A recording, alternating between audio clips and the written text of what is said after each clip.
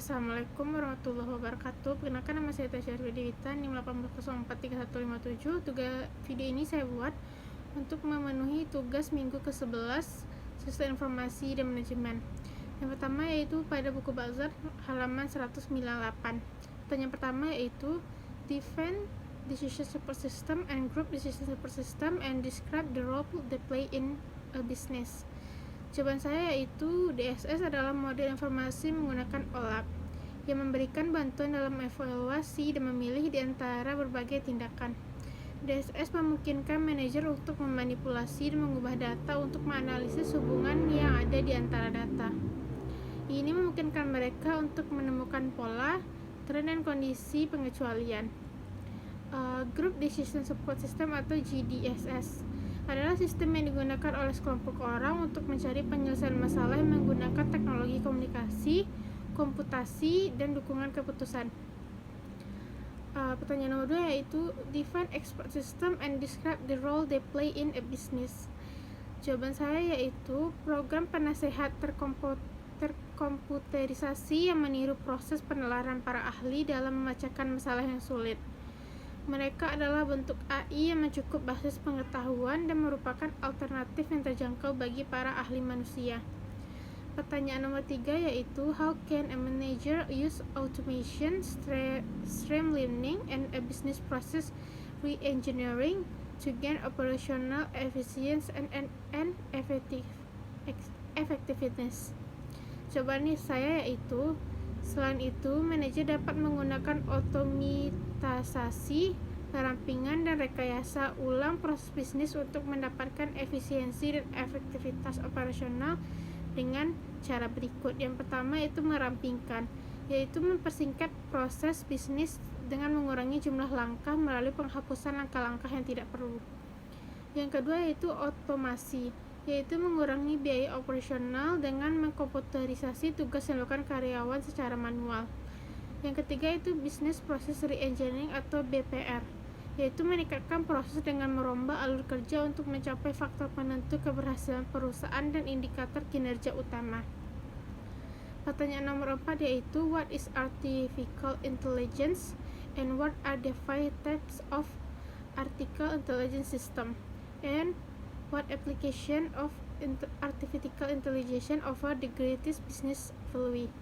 Jawaban saya itu artificial intelligence atau AI mensimulasikan pemikiran dan perilaku manusia seperti kemampuan untuk bernalar dan belajar.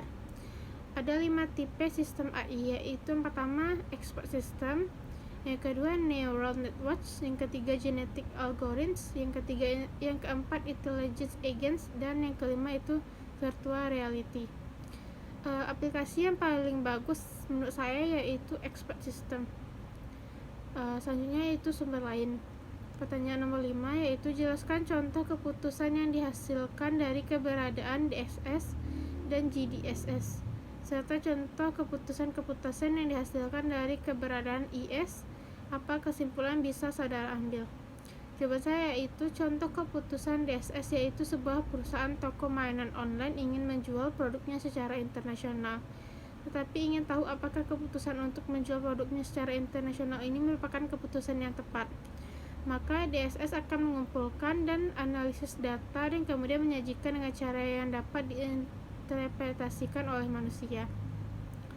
GDSS juga melibatkan manajemen pabrik karena tidak dapat mengidentifikasi penyebab masalah dengan shop floor control, memulai sistem pendukung keputusan kelompok untuk memperbaiki pertemuan kelompok.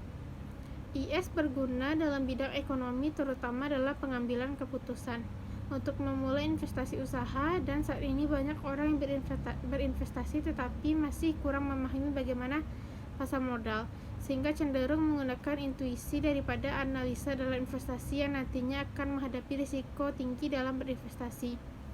Ketiga sistem ini memiliki manfaat, yaitu bisa mengambil keputusan, bisa dikembangkan lebih lanjut, memberikan solusi yang tepat, dan langkah keputusan yang jelas. Pertanyaan nomor 6 yaitu jelaskan apa harus DSS dan GDSS menjadi satu paket dalam sebuah entitas bisnis, yaitu harus dibangun dan diimplementasikan berbarengan. Perusahaan seperti apa yang harus punya DSS serta GDSS? Dan perusahaan seperti apa pula yang cukup dengan DSS saja? Jelaskan pula contoh DSS maupun GDSS pada sebuah entitas bisnis. Jawaban saya itu menurut saya tergantung kebutuhan dari perusahaannya sendiri. Perusahaan yang cukup dengan DSS saja seperti perusahaan jasa, contohnya pada saat perekrutan karyawan. Dalam hal ini, SDM melakukan seleksi akan mendapatkan pegawai yang sesuai. Dan selanjutnya mengikuti alur perekrutan mulai dari permintaan kebutuhan karyawan hingga seleksi calon karyawan.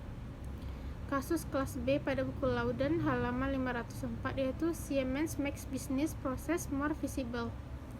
Pertanyaan pertama itu identify the problem, in this case study what management, organization, and technology factor contributed to the problem.